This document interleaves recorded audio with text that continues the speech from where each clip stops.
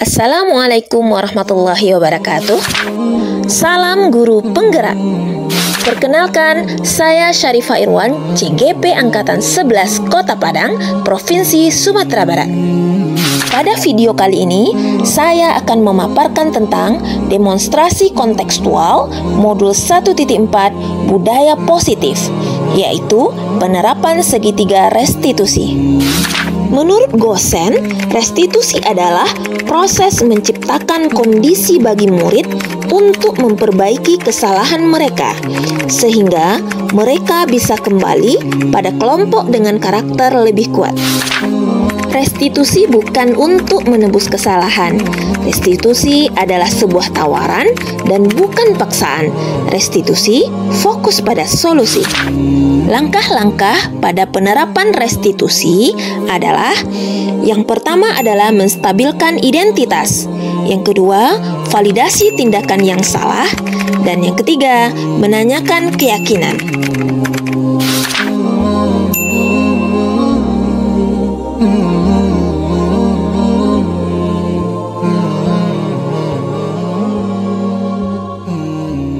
Kasus yang pertama, Zaki tertangkap basah menyontek saat ujian matematika.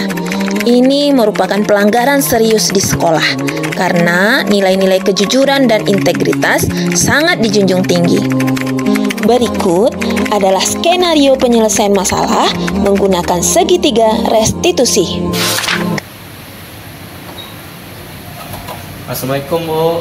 Waalaikumsalam. Silakan masuk, Zaki.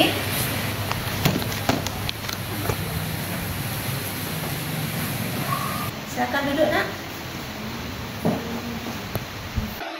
Zaki, Ibu tahu kamu biasanya adalah murid yang bertanggung jawab dan selalu berusaha keras dalam belajar.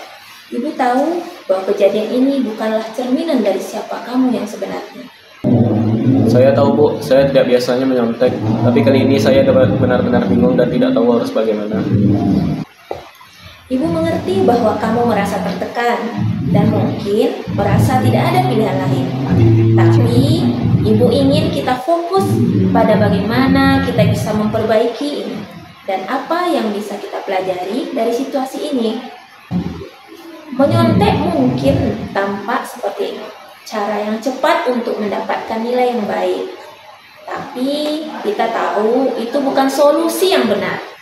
Ibu bisa memahami bahwa mungkin ada tekanan dari ujian ini, atau mungkin kamu merasa tidak cukup siap untuk mengikuti ujian. Ya, Bu, saya benar-benar takut tidak bisa mendapatkan nilai yang baik. Apalagi orang tua saya sangat berharap saya bisa lulus dengan nilai yang bagus.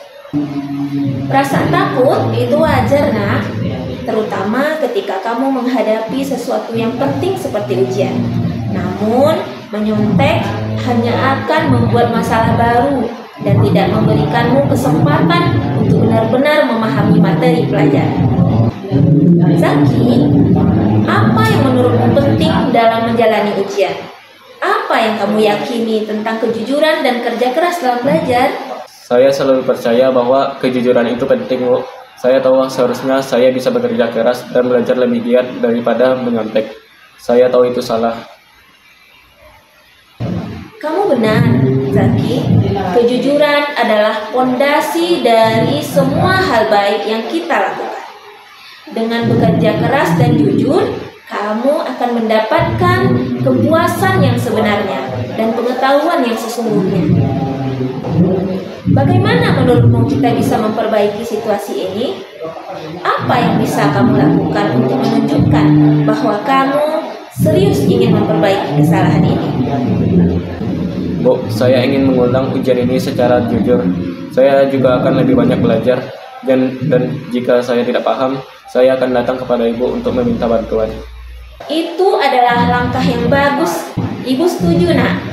Kita akan mengatur waktu untuk kamu mengulang ujian ini.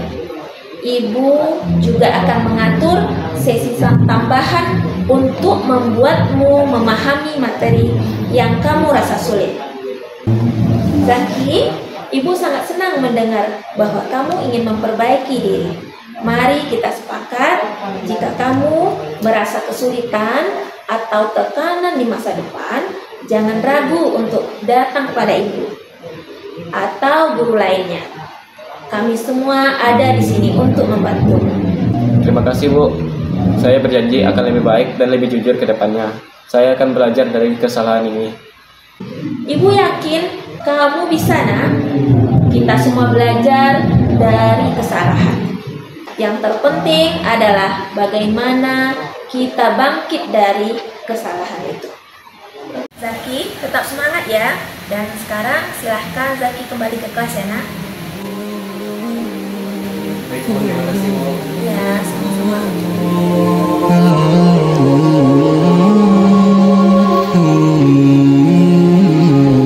Assalamualaikum warahmatullahi wabarakatuh. Nama saya Zaki Mayote Putra dari kelas 11 BCFA. Perasaan saya setelah berdiskusi dengan Bu Ai dan menemukan solusi bersama adalah saya merasa sangat lega. Awalnya, saya takut Ibu Ai akan menghukum saya dengan keras.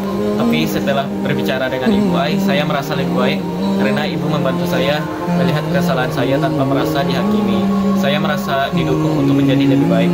Terima kasih, Bu. Dengan ini saya menyadari kesalahan saya. Tetapi saya juga jadi memahami pentingnya kejujuran dan ketanggung-jawaban dalam proses belajar. Kasus kedua, Afira dan Natasha kedapatan merusak salah satu kursi di ruang kelas saat jam istirahat. Mereka sedang bermain-main dengan pisau cutter yang dibawa Afira dan seketika itu secara tidak sengaja menggores permukaan kursi, membuatnya rusak dan tidak bisa digunakan lagi. Berikut adalah skenario penyelesaian masalah menggunakan segitiga restitusi. Assalamualaikum. Waalaikumsalam. Silakan duduk.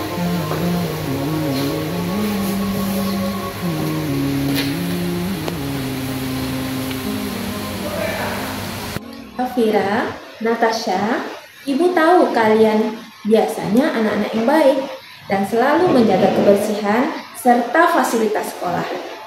Apa yang terjadi kali ini tidak akan mengubah pandangan Ibu tentang kalian. Ibu percaya ini hanya sebuah kesalahan yang tidak disengaja. Iya, Bu, saya tidak bermaksud merusak kursi itu. Saya hanya bermain-main dengan cutter dan tiba-tiba kursinya tergores. Saya juga tidak berniat merusaknya, Bu. Kami cuma iseng dan tidak sadar kalau itu bisa merusak kursi. Ibu mengerti bahwa mungkin kalian hanya bermain-main dan tidak berniat untuk merusak. Tetapi kita harus ingat bahwa fasilitas sekolah ini digunakan bersama oleh semua murid. Ketika sesuatu dirusak, tidak hanya kalian yang dirugikan, tetapi semua orang yang menggunakan ruang ini. Saya benar-benar tidak berpikir panjang, Bu. Saya menyesal dan merasa bersalah karena telah merusak kursi itu. Kami seharusnya tidak bermain-main dengan benda tajam di kelas. Kami tidak berpikir bahwa itu bisa terjadi. Menurut kalian, mengapa penting untuk menjaga fasilitas sekolah? Apa yang kalian yakini tentang tanggung jawab kita sebagai pengguna fasilitas bersama? Saya tahu kita harus menjaga barang-barang sekolah, Bu. Karena kalau rusak, semuanya jadi tidak nyaman. Dan kita juga harus bertanggung jawab atas kerusakan itu. Benar, Bu. Kita semua menggunakan fasilitas ini bersama-sama.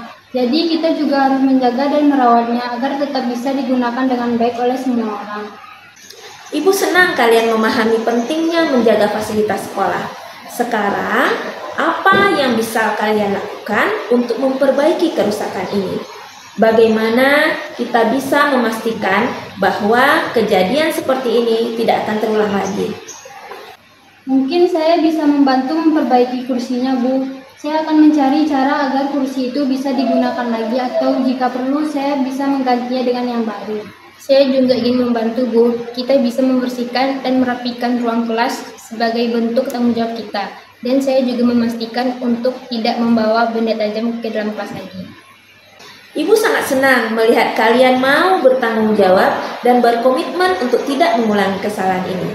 Mari kita sepakati bersama, mulai sekarang kita akan lebih berhati-hati dengan fasilitas sekolah. Jika ada yang rusak, kita akan segera mencari solusi dan memperbaikinya bersama-sama. Setuju? Setuju Bu, kami akan lebih hati-hati dan tidak akan mengulang kesalahan ini lagi.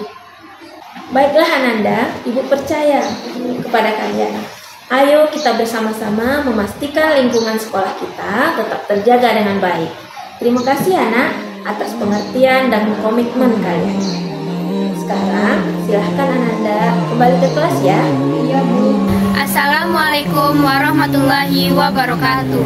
Nama saya Fira Maulid Nabila dan saya Natasha Briliana. Kami dari kelas 11 BCFA.